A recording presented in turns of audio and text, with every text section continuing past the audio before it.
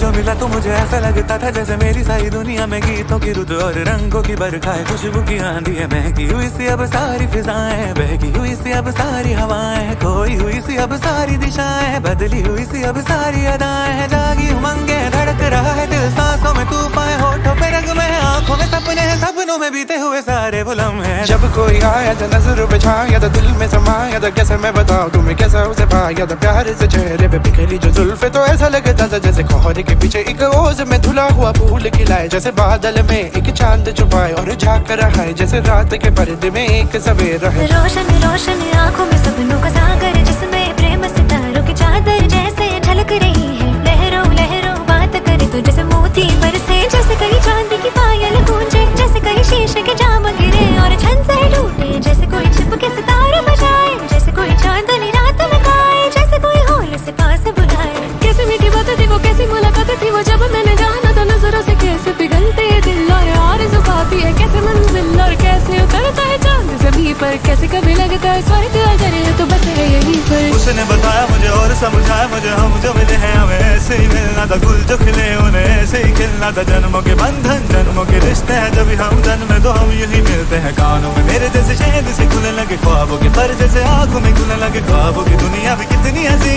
और कैसी रंगी थी, ख्वाबों की दुनिया जो कहने की थी पर कहीं भी नहीं थी। ख्वाब जो टूटे मेरे, आँख जो खुली मेरी, होश जो आया मुझे, मैंने देखा मैंने जाना वो जो कभी आया था, नजरों पे छाया था, दिल में समाया था, जा भी चुका है और